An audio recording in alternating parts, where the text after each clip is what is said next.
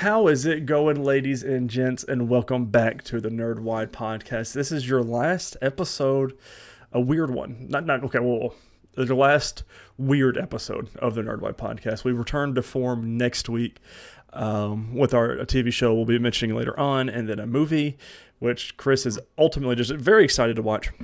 No. But this week we're finishing off Echo and What If Season 2. Echo came out at the beginning of the year. What If ended last year. So we're finally cleaning that up, but then we'll return to form. But before we get into it, welcome back to the Nerdwide podcast. This is episode 142. I'm your host, Tyler Haynes, with my good friend and co-host, Mr. Chris Rivers. To my right here, if you're watching on the video feed.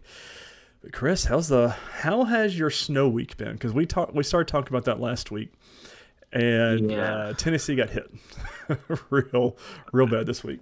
We're still hit. It's still not melted, and it's supposed to melt tomorrow.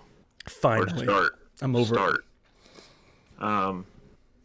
Yeah, I've been out of work all week. Must be nice. Except for what was it, Wednesday? I think. Yep, and then it snowed again on Thursday. It was Wednesday or Thursday. No, I think I went Thursday. And because it was coming in that night, and then I had to call them Friday and say, I'm not coming back in today because, roads and such. Yeah. What was your week like? Did you have the... So, Sunday night before we recorded the episode, I covered the Jeep with my Jeep cover. Took it off Monday morning, and we went into work because I drove Jamie in because our buildings are attached. And we left at about 12:30. We went and picked Stella up from my mother-in-law. A normal trip from work to there to home, roughly 25 minutes. Took us an hour and 20 minutes to get home because we left right when that second little wave came through, and it piled on. And then the main road here was horrible, and I don't recommend it. But I've got that under my boot now, and I feel like I'm well versed in that kind of travel. But the issue I mainly had was my windshield wipers were freezing up. And so the snowflakes were melting, but my windshield wipers were freezing. And when it would wipe, it wouldn't work. That was the worst part. But we made it. And then I worked from home Tuesday, went in Wednesday, worked from home Thursday and Friday because I was like, I'm not risking this. That's just dumb, and I'm not going to do it. Especially if I could sit here and work from home. It's a little harder on me to work from home as it is when I'm working in the office, but I'm over it at this point. Zoe is still out of school again tomorrow. And I'm like, all right, that's it. We're going to have to get these kids back into school because they're driving me nuts. Stella's daycare was closed all last week, and then they'll be open tomorrow, finally. So at my job, they did something weird. So the day I went in, I normally work nights.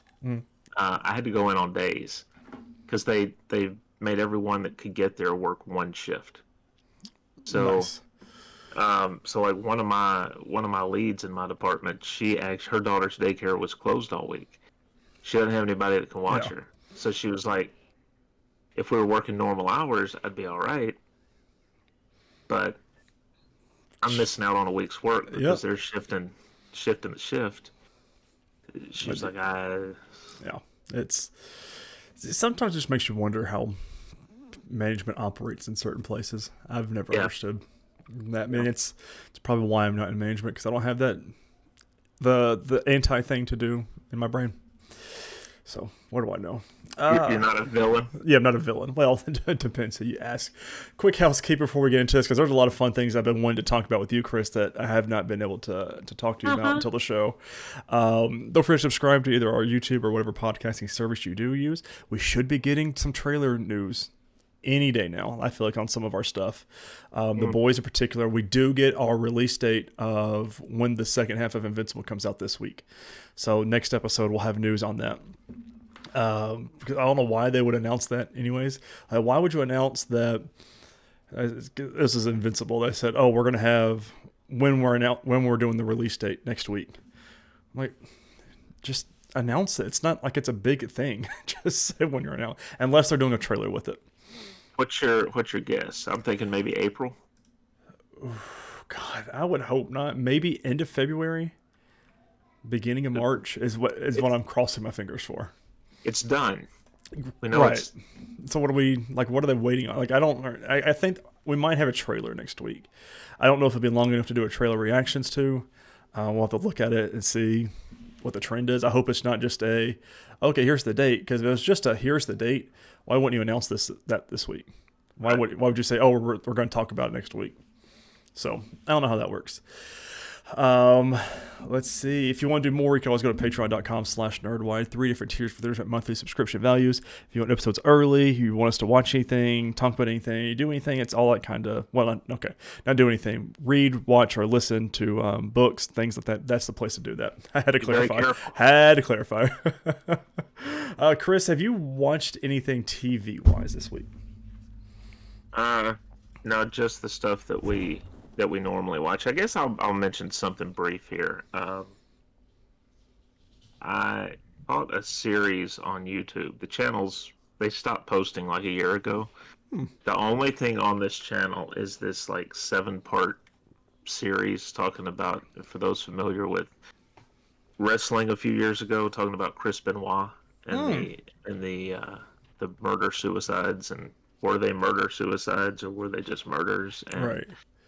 putting a lot of different spins on some of the evidence and stuff like that out there. So it was interesting. I don't know how much of it I agree with, but that was, I don't know. I think all 7 parts were roughly 4 hours or something. That's not too terribly bad. No. The only thing, I haven't watched any movies or anything, which I really want to get back into coming up weeks. Again, this is a weird week, this past one. I restarted Psych, just having it on in the background.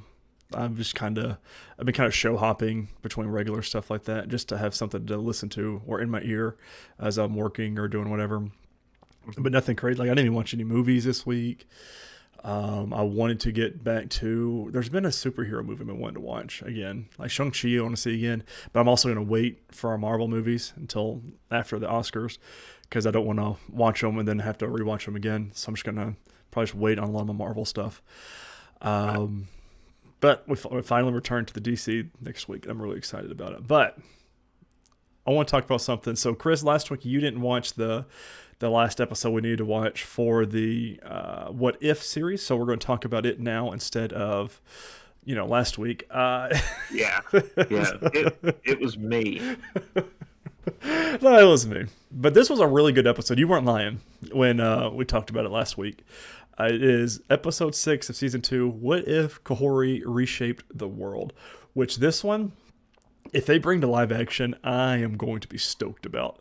Because her story is really, really, really cool. And then the finale of this, with her implications of what she can do, is very, very powerful. So after Surtur destroys Asgard during Ragnarok, the Tesseract crash lands in a lake in the, I'm going to butcher a lot of these words and names, so forgive me, guys, and the Haudenosaunee Confederacy in pre-colonial America, giving it magical properties. After numerous tribespeople disappear while interacting with it in a lake, it becomes known as the Forbidden Lake. In the late 15th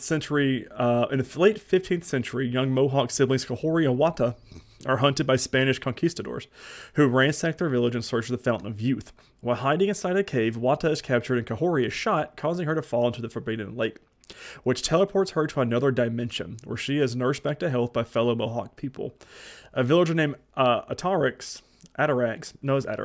explains that the missing tribespeople were teleported to the Sky World, where they gained powers and immortality, but were unable to return home. As Kaori familiarizes herself with the newfound powers, the conquistadors enters the lake, believing it to be the fountain, and invade the Sky World. Kaori stops them and forces the portal from the sky to the ground and returns home. And just like the phenomenal scene that was, by the way, because she just got real angry and shoved it down and said, no, this is what's going to happen. She and the villagers defeat the conquistadors, rescue her people, and later force Queen Isabella of Spain to make peace. Soon after, we see Doctor Strange Supreme emerges from a separate portal and approaches Kaori. Devery Jacobs as Kaori, Cohen Tiao as Wata, Jeremy White as Atarax, Gabriel Romero as Rodrigo Alfonso Gonzalo, Benedict Cumberbatch, of course, plays Doctor Strange Supreme, and Clancy Brown as Surtur, which I'm pretty sure he played Surtur in Ragnarok, and Jeff Bergman as Odin, which was very telling. You could tell he was not Odin. Right. Yeah. So, very, very good episode, and a lot of crazy implications to see what happens if this. I really want this character because she is the very first like MCU made character, and I really enjoyed it and what her powers can do, and I want to see more of her. Yeah, I'm curious. I'm curious who they would go with. Right. If they were to do, because Devery Jacobs voices her, but she's an Echo as Bonnie. So I don't see them casting her, and I don't know who they would go with. And it would almost have to be a multiversal thing. Like she would have to come from the multiverse because that didn't happen. The Tesseract falling into that lake. So it would have to be a, I don't know, Doctor Strange type thing. So I wonder if what was her name? Let me look it up real quick. From National Treasure. Oh, that would be really good. Oh, her name's on the tip of my tongue as well. Lisette Gutierrez. Oh, I think her actual stage name is Lisette Oliveira. But that's very good because she's not in the MCU either. No, she's of Mexican descent. She's not of Native American descent. But I mean, they could still cast her. Yeah, that'd still be good. Well, she can always audition for it. So I think that'd be good though. Yeah. Oh, that'd be fun. Oh man. Episode 7. What if Hela found the 10 rings? Which Kate Blanchett here as Hela was really. I didn't catch onto it at first. Like she wasn't playing her Hela role. I feel like. Right. But it was her. It was like, oh, you're doing something different here. I know there's some years have passed, but growing weary of Hela's bloodlust in the Nine Realms, Odin banishes her to Earth, and strips her powers by destroying Mjolnir and placing an enchantment on her crown, which is just like the original Thor. Hela lands in medieval China and is confronted by the armies of Zhu Wenwu. She attempts to retrieve the crown but fails. Wenwu keeps Hela alive and tries to recruit her to his army, but she escapes after failing to steal his 10 rings. She is guided by a Hundan to the realm of Tao Lo, where she convinces their leader, Jia Yi, to let her join their cause. Jia Yi teaches Hela martial arts after she recognizes her true desire of freedom from control. After Heimdall reports his failure to locate Hela, Odin visits Earth to battle Wenwu in retaliation. Hela then joins Wenwu in fighting against Odin, ultimately winning and regaining her worthiness to wield her crown. Odin recognizes Hela's growth and submits Asgard's throne to her. Hela unites the armies of Asgard and Wenwu's 10 Rings organization and embarks on a journey to ensure freedom across all 9 realms and beyond, coming to the rescue of Gamora's people as Thanos attacks them in the end. Very cool. This was a really good episode. I feel like all these from, let's see, maybe the Captain Carter. No, I guess from episode 4, where What If Iron Man Crashes the Grandmaster forward, have all been like top tier episodes of this What If series. Glad they kind of pushed everything to the beginning of the episodes, but everything else is great. Kate Blanchett as Hela, Jeff Bergman as Odin, Fedor Chen as Zhu Wenwu, Lauren Tom as Jia, Idris Elba as Heimdall, Michael Hagagara as Shin Yuan, and Liv Zamora as young Hela. So, good episode. Nothing like revolutionary, but it's still very cool to see the whole, what would Hela have done if she was in Thor's shoes back then. Very cool timepiece to do it. I was very curious reading the episode title of how that was going to work. And she really didn't get the rings, but she kind of was with the rings. It's kind of cool. Yeah, and what I like, and of course she'll cover this later, is they kind of pay off her character arc in this later on. Oh, Very good. They have such a good way of doing that. And I wonder where the writers are in the MCU. Why don't they do more collaboration kind of stuff? But yeah, because some of the tie-ins throughout this season of What If are very small, and some are very noticeable. And they pay off though, and that's I mean, you don't have to wait a long time for them to pay off either. So this next one, which speaking of payoffs, what if the Avengers assembled in 1602? Now this is one reading the title back last year you were really excited about. Yeah. And what did it deliver on that excitement? I expected something different. Yeah. I didn't think we were going to see two different timelines coming together. I thought we were going to see any heroes that existed in that time coming together to form an early Avengers group. So I was a little disappointed that they just... Yeah, it was a little weird how they did it. But yeah, definitely. I mean, it set some things up, which we'll talk about now.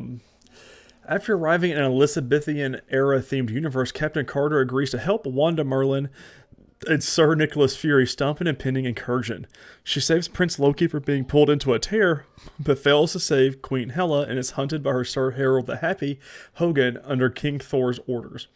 Carter learns the incursion is occurring due to the presence of the Forerunner, another time-displaced individual, and works with Tony Stark to build a device that can identify the Forerunner using the Time Stone and Thor's scepter. Tony suggests she work with outlaw Steve Rogers, Bucky Barnes, and Scott Lang to help steal it. Carter finds the group, but they are ambushed by Hogan. Carter gives herself up by freeing herself and amassed Bruce Banner. They meet with Stark and join Rogers' group in infiltrating Thor's court. With Wanda and Fury's help, the group retrieves the Time Stone for Stark's device, which identifies Rogers as the Forerunner, who had inadvertently created a temporal anomaly while battling Thanos, which was in our MCU universe. Now, what I thought would have been really cool is if it was actually our MCU scene, and then they did that. But they animated it and then put it in there. So Carter bids farewell to Rogers and returns him to his time, preventing the incursion before she is met at a pub by Strange Supreme. Haley Atwell as Peggy Carter, Samuel L. Jackson as Fury, Elizabeth Olsen as Wanda, Chris Hemsworth as King Thor Odinson, Tom Hiddleston, which you can very much see here as Loki, Mark Ruffalo as Bruce Banner, Jon Favreau as Happy Hogan, Mick Wingert as Tony Stark, Josh Keaton is back as Steve Rogers, Paul Rudd as Scott Lang, Sebastian Stan as Bucky Barnes, Benedict Cumberbatch as Doctor Strange Supreme, and Lake Bell as Natasha Romanoff / Black Widow. I think just about everybody played their original character. And this kind of paid off the answer of what happened to Peggy at the end of her prior episode with Black Widow. You know, she goes into the ground, into that red vortex, and disappears, and this is where she went. I do like the touch with Loki. You know, we see him playing Shakespeare. He's playing Hamlet, I believe, and then that kind of ties in right to his was it God of Stories? Yeah, and it was he did the same thing, and he's big in plays, and they've been hinting at. I guess if you look back at it through all the Thor movies, especially Thor: Dark World and then Ragnarok, we see the plays being played out and stuff like that. Even with Loki watching it and stuff like that. So it's very all interwoven to each other. Which I want to say in the next episode, did you catch the Loki kind of? I wonder if they were hinting at Loki season 2 at the end of it, but we'll talk about it when we get there, because I'm pretty sure they were like, this is what this is kind of thing. So I'm curious to see if that's what that was. But overall, it's a good episode. A lot of different things. I also I would have really enjoyed seeing play out a lot longer, because this could have been another really good full-length movie if they wanted to. Yeah. Like I said, though, I would have liked to have seen the creatives behind the scenes challenge themselves by coming up with, okay, what characters did we even have in existence according to Marvel in 1602? Yeah. Who could have formed an Avengers team back then? I wish they would have called it something different than Avengers Assembled in 1602, because I'm right there with you. An Avengers in 1602. This is our Avengers assembled, but it's just kind of weird. Yeah, They should have called it we, something different, but we did get Happy's. yeah, that was a nice little callback to His that too. Yeah, what's Thor calls it his affliction, Yeah, I think. the freak is what his, I guess his title. Are they trying to? Do you think that's going to happen in the MCU?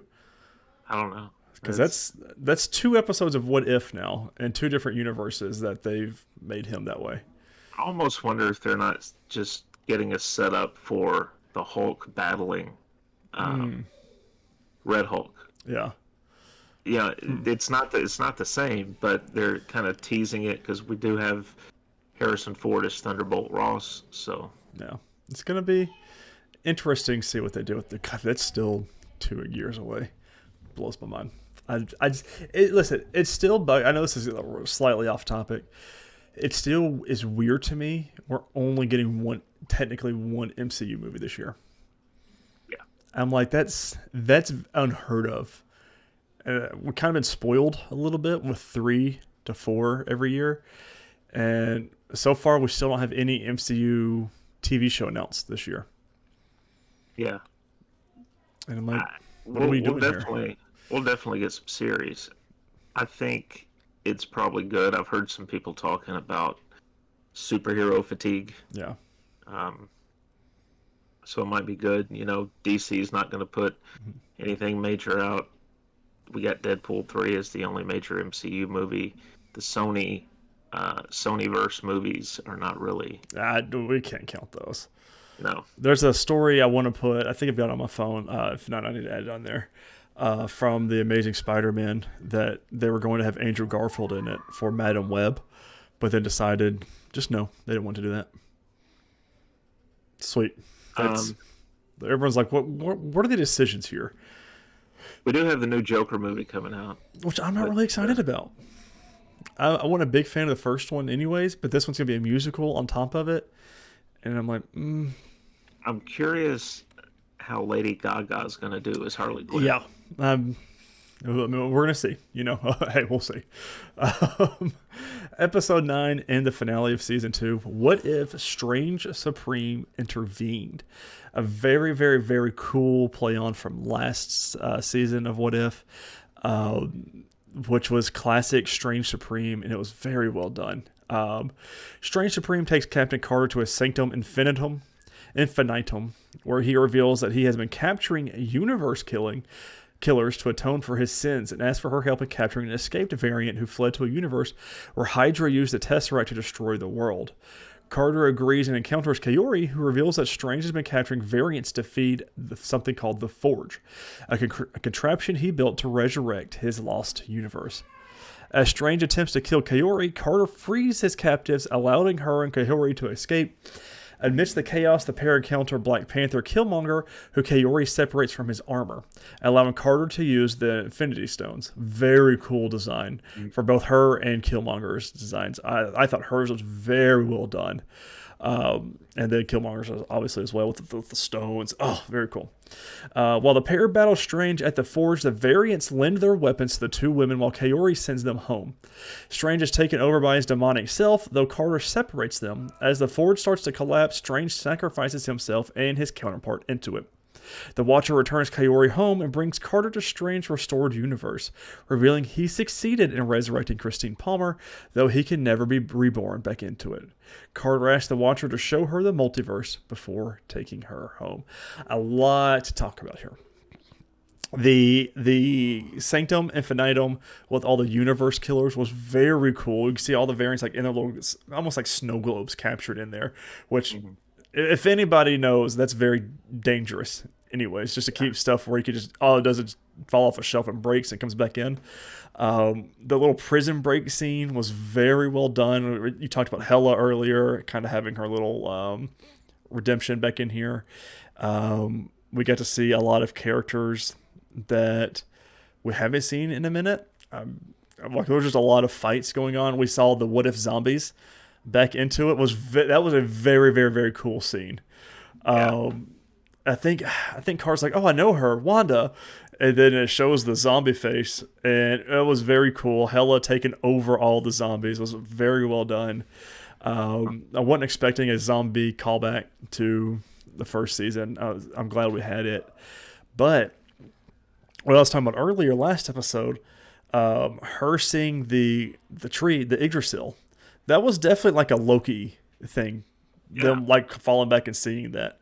And I thought it would have been very cool if they had a Loki cameo. Because I mean, we just had Loki at the end of last year. If they would have had Haley Atwell interact with Loki and be like, oh, this is your responsibility and stuff. But that was definitely them like, oh, Loki is still, and it was just very, very cool, man. I enjoy when they tie stuff into what we've been, falling in love with and the stories that we really enjoy. But just kind of cool. I love seeing the Watcher in every episode, him like in the background. We even talked about it last episode with him narrating. And then Captain Carter, like, I can hear you, right? And he was like, oh, you can hear me? And she's like, yeah, I've listened to you this whole time. It's just I love that kind of stuff. And it was a very cool, very well done episode with all of the villains and multiverse killers lending them their weapons. And then seeing Captain Carter going through, like, she's got all the Infinity Stones. She's got the suit. She grabs Odin's spear that we saw 2 episodes ago. She puts on Hela's helmet. I mean, there were so many callbacks to all these episodes, and it was very, very, very cool. And I'm glad that was the finale here. Not something like a huge multiversal story. It was really contained, but still a multiversal issue, which it calls back to Doctor Strange Supreme from last season and him ruining everything just so he could save his universe. And very cool. I just very, very well done.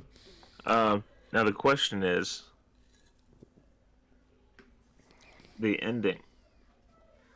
Are they saying that Loki's the one who is just kind of setting some of this stuff in motion for these different stories, or was that their way of saying, hey, there's more coming with Loki? Yeah, so I don't know, and it's one of those teasers, and it's because which was not really any post-credit scenes or anything for this, but it was a very much a. So what's the point of showing her this? Because it was very different than the multiverse we saw last season with him, like in like the kaleidoscopy multiverses kind of room. Right. So I'm like, it's very curious to see what that was about, though. Yeah, because he took her there. Yeah. Right. He took her to the room he normally watches from. Right. Because she's like, oh, is this where you watch everything? So yeah, why go? Why show her that? Yeah. It's just makes you think. Yeah. So, I mean, I'm curious. I mean, Tom Hiddleston was in this series as Loki, but not as our Loki or even our variant Loki, which is such a. Oh, I gotta rewatch that show again. That blew my mind in so many ways at the end. What to see? Let's see. All right, so I got some little fun facts here from Wiki here. In December 2019, Marvel Studios president Kevin Feige revealed that work had already begun on a second 10-episode season of What If. However, because of the production delays caused by the COVID-19 pandemic during the first season, the first 2 seasons each consisted of 9 episodes. So there were supposed to be 10 episodes. Executive producer Brad Winderbaum explained that the additional 10th episode of the first season, centered on Tony Stark and Gamora, first in the first season finale, would not have been completed in time, then that was included in the second season. So that makes sense of why in the finale we had Tony Stark and Gamora. We had no idea why, because they weren't set up or anything. Well, that's why, because that episode was supposed to be in the first season. So we should have 20 episodes, right? And we've got 18. Yeah. So which one are we missing? Which 2 episodes are we missing from season 2? Yeah. That's a good question. We'll find out in season 3. Yeah. It also says the final episode of the season introduced an updated Marvel Studios logo that replaced the live action footage with animated images from What If. I don't even think I caught on to that. That's pretty cool. So that is What If season 2, ladies and gentlemen. So let's get into something here. Mm. Echoes, episode 4. Echo. And 5. Which we talked before the show. Almost a little disappointing at the end, but we'll talk. So episode 4. This is by Agents of Fandom and Adam Blevins again. Real quick, I do like that we get the full explanation of her name. Yes. So it was. I love when they do stuff like that. And a lot of Vincent D'Onofrio. These 2 episodes, which is God, every single scene, Chris, every single scene, and then the teaser, the post-credit scene in episode 5 for things to come. It gets me so excited. Echo episode 4 opens with the series' most popular marketing sequence. Maya tries to order ice cream, but the salesman is unwilling to communicate with her and sends her on her way. Kingpin sends this, drags the man into an alley, and violently beats him. He tries to prevent a young Maya from seeing him covered in blood, but she wanders into the alley and gets a few kicks on the man herself. Wonderful. This was our Kingpin from the Daredevil series. And good God, was it great. And his hand just dripping in blood. Dude just sitting there fighting for his life. Oh my God, it was wonderful, man. We move forward to 2021, but still a few years behind the present day. This is all before. So in the MCU, this is all before Endgame and the snap. No, the snap was 2019. Endgame was 2023. Was when everybody came back. Because it was 5 years later. Or something like that. 2018 and 2020? Yeah. So. Oh. I didn't even realize that when they showed the date. So that's interesting. Yeah. Which, that doesn't make any sense. Because Hawkeye was after the snap. And when they came back and everything. Because that's when she shot him was... So there's some continuity issues here. Oh, okay. Here we go. This is... Okay, bear with me. We move forward to 2021, but still a few years behind the present day. All right, okay. Kingpin tells Maya that her training is complete and she is ready to take the next steps, just before he orders their ASL interpreter executed right in front of her. Now, after the opening credits resume after episode 3, where Kingpin gives Maya a special contact lens for understanding people who cannot sign. Phenomenal. Like this technology should be worldwide anywhere. The two then head inside for one of their classic Sunday dinners. Fisk believes Maya is happy to see him alive, and after a very tense meal, he offers her an empire to call her own if she comes back to New York with him. Maya speaks with Uncle Henry about his offer, who reminds her of his true nature. He warns her of getting involved further with Fisk, as he's already wreaked so much havoc on their whole family. While she is speaking with Uncle Henry, Maya has another vision of her ancestor simultaneously, but in a different location. Grandma Chula has similar visions as her granddaughter. Concerned for her well-being, Uncle Henry takes Maya to see her and discuss what happened. Maya tells her about the intense dreams and visions, and Chula tells her she's been having the same visions, dating back to the night she gave birth to Maya's mother, Taloa. Chula believes different generations of her family are reaching out through these visions in the hopes of reconnecting with Maya. Very, very cool. I really enjoyed this episode because we see, one, the grandmother and Maya get back together here and to see what really happened. She told the grandmother, she says, you never came before me either. She says, it's just as much your fault. And then she said, what did she say? I was angry with you or something like that. Yeah. And I was like, this is good storytelling. Like, it's not all black and white like people think things are. Maya ultimately cannot forgive her grandmother for choosing herself over her all those years ago, and heads to the Choctaw Casino to confront Fisk. He offers her the hammer he used to kill his father and insists she use it to kill him, which was also in Daredevil. Maya refuses. She decides not to, and she will not return to New York with Kingpin, leaves the casino, and the credits roll. We're setting up some fun stuff here. And it's almost like he is okay with her not coming back, but we get down to it. You don't say no to Kingpin. You do not. I don't care who you are. Episode 5, the finale, which I really hope we get a season 2. There's no word on this yet. I did look. There are hints potentially of a season 2 coming back, but this is always a limited series. So I just have one request. If they do, they need to drop it an episode a week. Mm-hmm. I don't like these. No, they can't do that anymore. Binge drops. And I wonder if their metrics and social media and stuff kind of cut them off from it, like showed them that this was not the way to do it. Maybe. The episode begins with a young Maya Lopez injuring a Biskinic bird with her slingshot. She brings it to her mother Taloa, who uses her powers to heal it, reminding her that they do not harm other living things. Back in the current day, Grandma Chula goes to visit Grandpa Scully's pawn shop to recollect her sewing machine for an important job. Grandma Chula heads back to her work at the post office, where she bumps into Wilson Fisk. This scene was very tense, and I loved it because it's exactly what Fisk does. He is, like, all intents and purposes, the street level Thanos. And oh god, it was so good. Like I love Vincent. Like keep him in everything. Like just keep him going. Which we don't have to wait long for, honestly. No. So, do we get that this year? What? No, they haven't started. They haven't started filming it yet, so I don't think we even get that this year. Let me Google before we get into it. When does Daredevil Born Again 2025. Filing for the first episodes with the Copyright Office has indicated a release in January 2025. So, hey, less than a year. Oh yeah, less than. All right, buddy. Barely. The two have a brief discussion about Maya, with Chula completely unaware of who she's talking to or what they're really talking about. Meanwhile, Maya dispatches her fancy contact lenses and is on her way out of town when Biscuits calls her and tells her Bonnie and Pockney did not show up to the yearly powwow that the city's kind of holding. Maya heads home to find the spirit of her mother.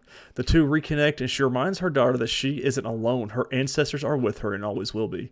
She urges Maya to stay and use her power to fight for her home.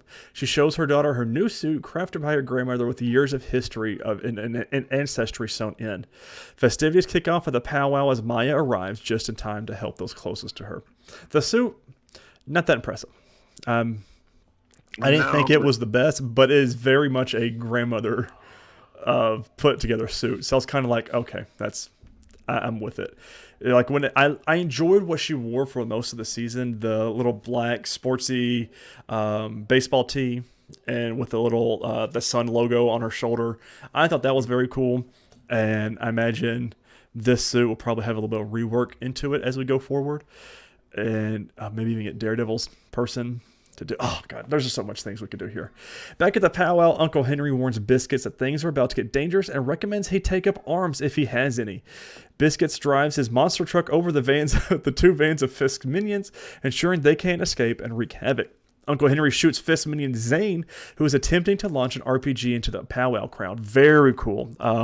Although how nobody saw this guy, I don't understand.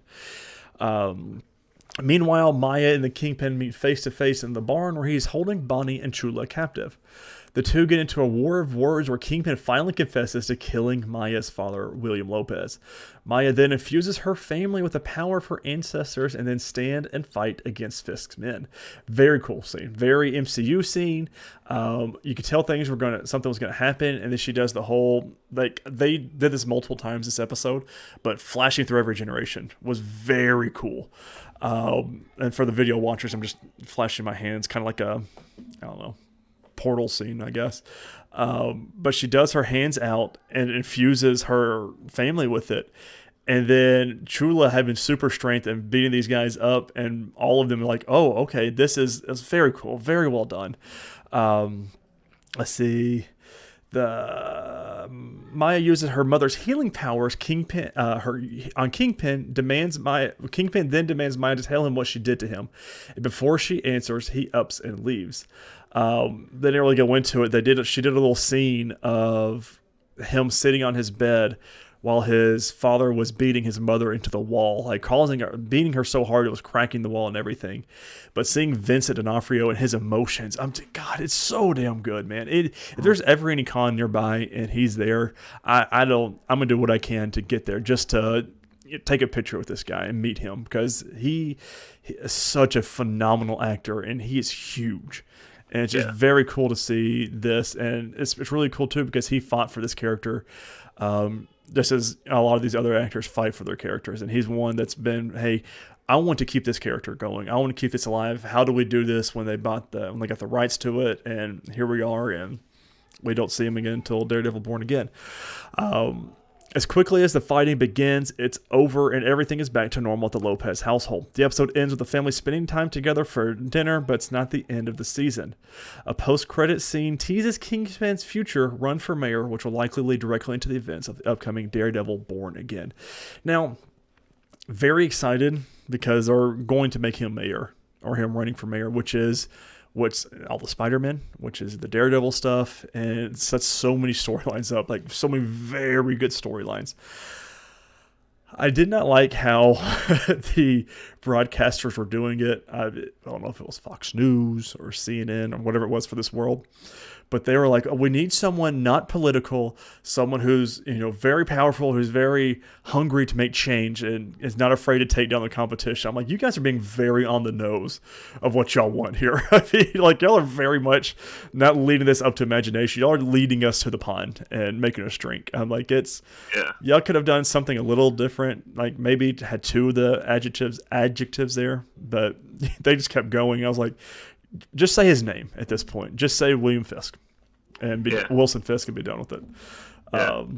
But like we need a street fighter. We need somebody. Yeah, we need someone who's not afraid to get their hands dirty. I'm like, okay.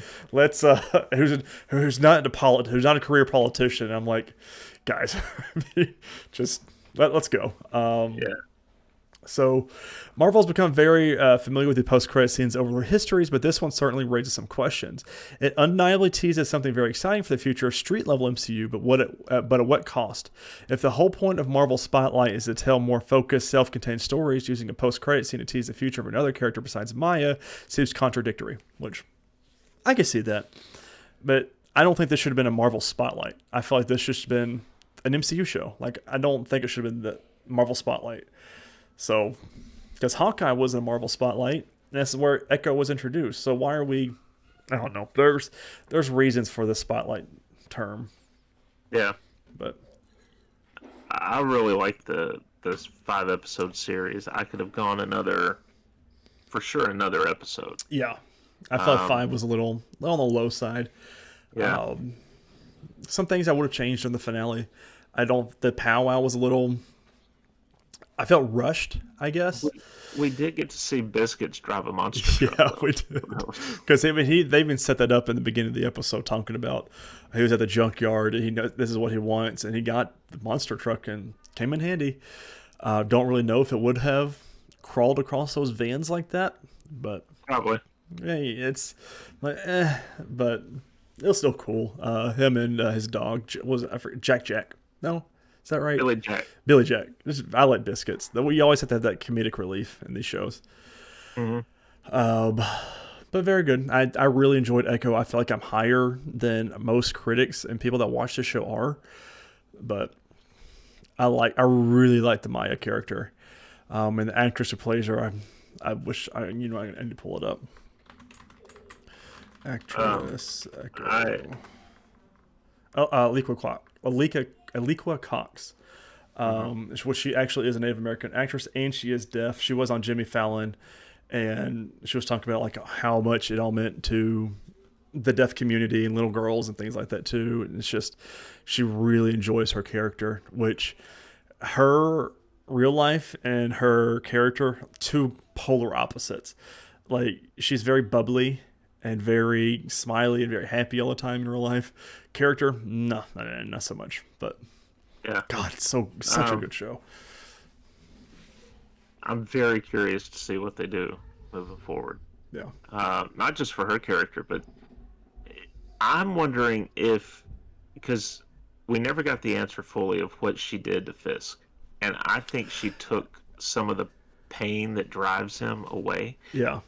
And I think he's going to get into a couple situations where his anger won't be there. Mm-hmm. And so, when she shot him, we never really got an answer because his eye still works. Yeah. And it was because I was like, because she initially put it on his eye. when she did the little finger thing. I was like, oh, she's healing his eye. But we've already seen him without the eye patch, and he still has his eye. So maybe she restored the vision in it. Maybe. And then she did the whole thing where she went to his head and took his pain away, told him to let go of his pain. It wasn't his fault and stuff like that. Right. As you could tell, he was rattled because of it. Mm-hmm. And I was like, oh god, I could watch the end of this season. Like same thing with Loki. I could watch that scene multiple times and be okay with it. So yeah.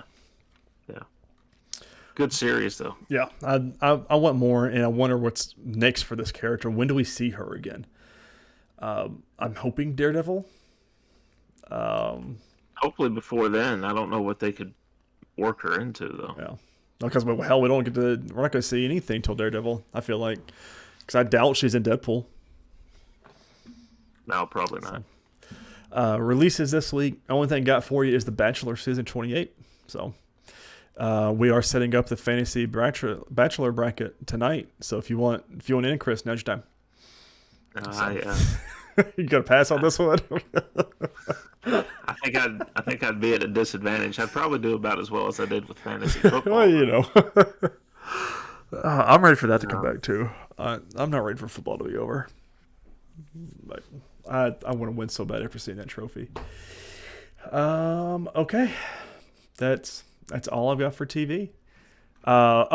Next week we're returning to form for the classic Nerdwide podcast, where we watch an episode or two of a TV show, talk about the news, and get back into our normal rigmarole. We are going to start watching Captain Carter, Agent Carter, which God, I wish.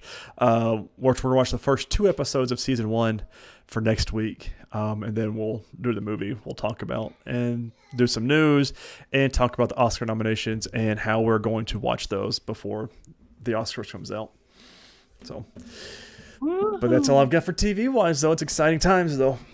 I will say this. You mentioned last week, I think, that Letterboxd is going to start doing TV.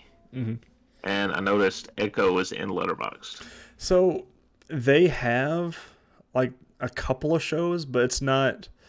I noticed that last year. So the thing is, the What If episodes are in Letterboxd as well, but they did them as individual episodes, which is weird. They didn't do it as a show. So, and some of them are in there 2 times. So I don't know. I'm staying away from that. But I did rate Echo. I gave it 4 stars. Yeah, that's where I'd say about 3.5 for me overall. Yeah. Needed to be a little bit longer. The finale was kind of I felt a little rushed with the powwow scene, but everything else was very good. I enjoyed that story. I thought they did a good job with it. So. Yeah. What about you? Have you watched any movies this week? No. Hopefully this week I could get into something. I want to watch. Well, we're gonna watch our movie this week. Which I need to. Let me see. Some people want to watch that. Oh, look! I'm sitting here on my TV time. And look what my little cover series is. That's cool. I didn't put that there. I wonder why that's there. I mean, I'm not complaining, but anyways. Off topic. So, I've kept up my streak so far. Yes, tell us. I started off on Monday morning of this past week. I watched Uncle Buck. I don't know if you've ever seen Uncle Buck. Mm-mm. I've heard of it. It's got John Candy as Uncle Buck. Macaulay Culkin. This is pre-Home Alone. Macaulay Culkin. I think he did Home Alone the next year. I have heard of this movie. Yeah, it's a really funny movie. The write-up says he's crude, he's crass, he's family. It's got the great scene where he goes to his niece's school. She's 6 years old, and the principal has a problem with the fact that she doesn't have her academic career planned out. She's just kind of a free spirit. She's a kindergartner. So he kind of chews her a new one, and then at the end of it tosses a quarter on her desk, and she's got this big wart on her face. He tosses the quarter on her desk and says, "Go get a rat to gnaw that thing off your face." Uh, really good movie though. John Hughes wrote and directed. I gave it three. I gave it 3.5 stars. Um, then I watched The Arrival. So this was from '96. Charlie Sheen. This is an alien movie. Um, Oh, did they do a remake of this? so I know Amy Adams was in one called The Arrival. I Yeah. don't know if it's a remake of this or if Oh, it's okay, a separate. so The Arrival is the '96 one, the one you watch, and then the other one's just Arrival. Okay, Okay. because I've seen Arrival. Yeah. I own that and I haven't watched it yet. I don't think you're missing much.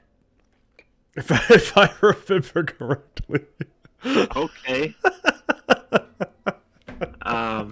But now, The Arrival stars Charlie Sheen. It's also got Terry Polo, Ron Silver, Richard Schiff.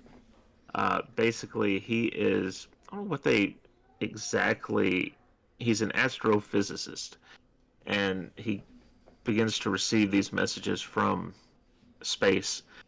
And it turns out he gets let go because he's digging into this and he's not supposed to. But it turns out that the aliens that he thinks are sending messages to Earth for us are actually already here. Oh. And this is the aliens in this are weird because once they reveal themselves as aliens, the way that they walk is backwards from us. So instead of their knees bending out in front of them, it bends back behind them, so their legs. And nobody crack. kind of nobody noticed these guys, or were they kind Well, of like they- hidden in plain sight, or were they just? Yeah, they walk like us until they reveal themselves. Oh, And then okay. Oh, It this looks sounds free- like something I need to watch. It looks freaky too, because their legs are bending backwards. I guess similar to a grasshopper or something, and they're just running real fast. Yeah, it's wild. Then I watched 1962's Tales of Terror. This is Vincent Price, Peter Lorre, and Basil Rathbone. 3 stories of Edgar Allan, based around Edgar Allan Poe tales. I'm surprised we hadn't watched these. I'm surprised I haven't seen these before because I'm a huge Edgar guy. Yeah. Pretty good movie. I gave that one. I gave The Arrival 3 stars. Gave Tales of Terror 3.5. Then I watched 1987's Blood Diner. Blood Diner.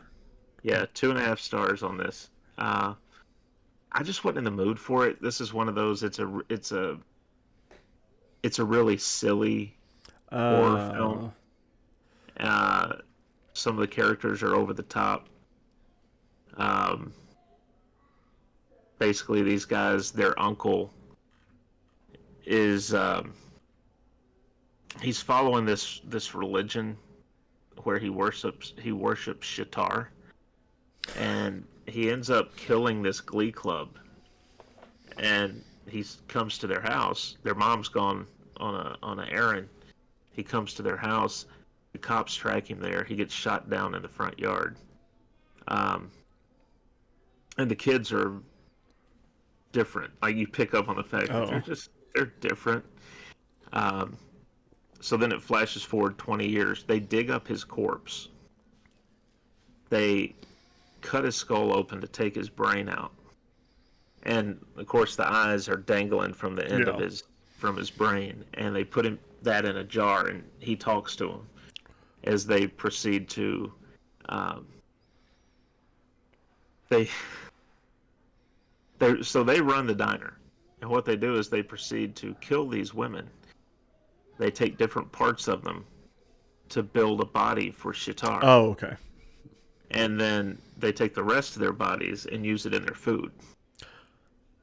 Nobody can figure out why their food's so tasty, and they want to know the secret recipe and all this. It's because they're eating them human beings. Yeah.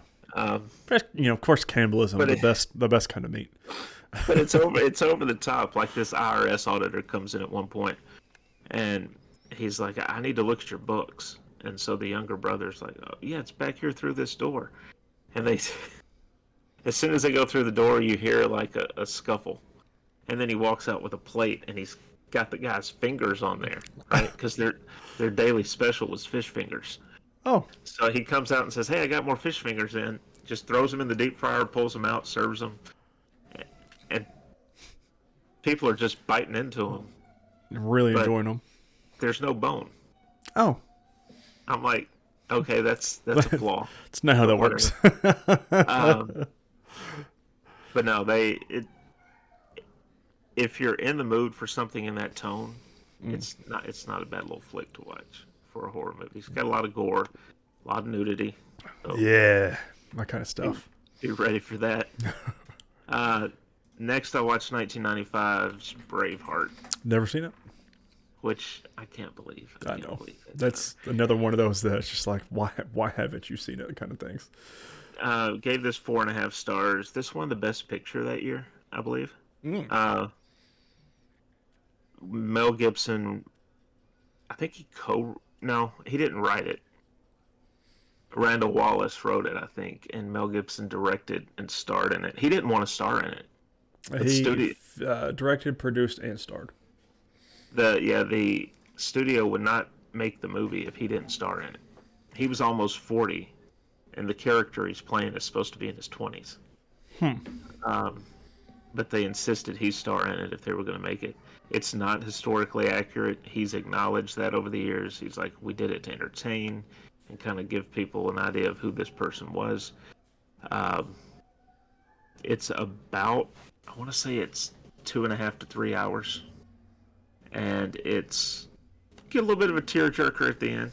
You know, there's some interesting stuff that happens, some brutal stuff that happens too. But definitely worth a watch. Maybe we'll make that our movie of the week one week. Yeah, I'd be okay with that. Next up, I watched The Haunting Fear, 1990. Brink Stevens is in this, and gave it 3 stars. Jan Michael Vincent's also in here. Karen Black. Michael Berryman's in this as the mortician. This film is basically this young woman she's inherited her father's estate. She's living in his old house with her husband, and he doesn't care about her anymore, basically. He's with her to try and get what he can of the estate. Oh, it's an Edgar Allan Poe flick. Yeah. And he starts trying to drive her crazy, thinking that she'll either kill herself or he can lock her away. He ends up having an affair with his secretary, and then she comes over one night. Oh. They lock her in a box, so they lock his wife in a box because she's terrified of being buried alive. She keeps having these dreams. And so she realizes she's in this box, and they tell her they're going to bury her alive. So she passes out from fright. Then they start throwing dirt on top of it. It's still in the basement, right? They're just throwing dirt on top of it because they want to give her a heart attack.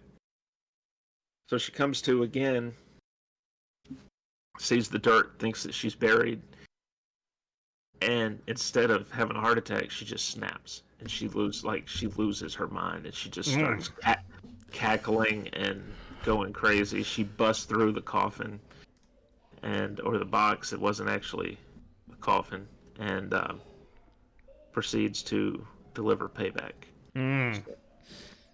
It's another one though where there's not a ton of gore or anything, but there's plenty of nudity if that's your thing. Yeah, it is. You know, so. But outside of that, pretty good flick. 3 stars. 4 stars for one that I watched this morning. 1993's The Three Musketeers. This is live action. This is Chris O'Donnell, Kiefer Sutherland, Charlie Sheen, Oliver Platt, Rebecca De Mornay, Tim Curry, Gabrielle Anwar. I've seen the 2011 one. Yeah, you've did this one. Watch this one. Anything with Tim Curry's great. So I've always loved this movie, and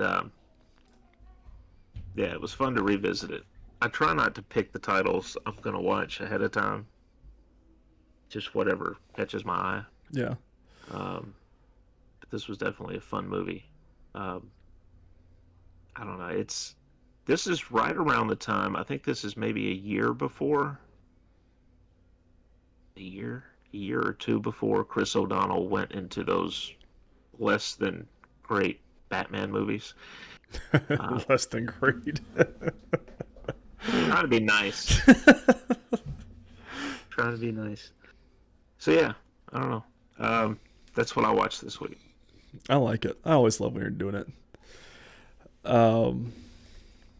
Sorry, I was handling some business. I'm really excited. Like I want to start doing something like this. Like I want to maybe not movies, but like books or games or something like that. Like each week talk about something that new that I'm playing or new that I'm reading.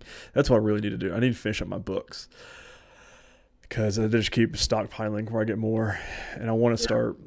I've talked about it, week after week. I want to start reading them and doing little one-off book reviews for the channel. Try and get some more content on that side of things. Yeah. So, God, I could talk movies with you for days though. Like I really could. Well, speaking of movies, next week, Tyler suggested this, and I'm going along with it. Yeah, I'm making my suggestion. Okay. We're gonna finally watch The Flash. Yeah.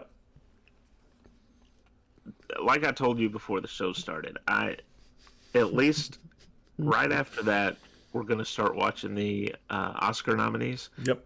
So it's gonna kind of get the taste of The Flash out of our mouth because I don't think that I'm gonna enjoy this movie that much. I don't think I am either, but even so we know there's Superman in it. Christopher Reeves to be exact, they CGI'd him. Mm-hmm. It came out this week. I don't know if you saw from his kids and the Chris Reeves estate that they did not get permission to do that. Oh, that's a problem. So we'll see what happens with that. So it came out this week, and I'm like, that could be. It's interesting. They do that. Maybe they felt because it was footage from the film that they had the right to. Maybe. So I don't. Which we'll talk more about it next week. Which I'm sure there'll be some more details come out when we talk about the movie. Which we'll do full on spoilers and everything. So it's. I can't wait to watch this garbage truck on fire. I'm gonna go into it with as much of an open mind as possible. I mean, I don't know if I could go into it with even less of an open mind at this point. Anyways, so I mean, we'll see. Of course, we'll have the Oscar nominees next week because they get announced on Tuesday. Yeah. Tuesday. Finally. But, ladies and gentlemen, thank you so much for listening. We hope you really enjoyed this episode of the Nerdwide Podcast. Don't forget to subscribe to the podcasting app and our YouTube channel. Social media, you can follow us wherever you follow any social media, content creators, Threads, Twitter, Facebook, Instagram. We're on all four, so make sure you are there. But thank you so much for watching. We've finished our MCU for a while. We're not getting any more MCU content at least until May, at a minimum. Which is bonkers. We will pick up our MCU rewatch after the Oscars. Mm-hmm. Well, we'll be watching Agent Carter, so there's some MCU content, but nothing new to me. Which I'm still surprised I've never seen any of that. I don't remember my Agents of S.H.I.E.L.D. like when that Agent Carter came out. I don't remember why I didn't watch it. I don't remember. But we hope you really enjoyed it. And next week, we're coming at you live. Well, not live. We're coming at you real fast with all the Oscar nominations. We'll have a game plan of our watch order for those before the Oscars. And can't wait. Should be a fun time. But until then, we'll see you then. Later, guys.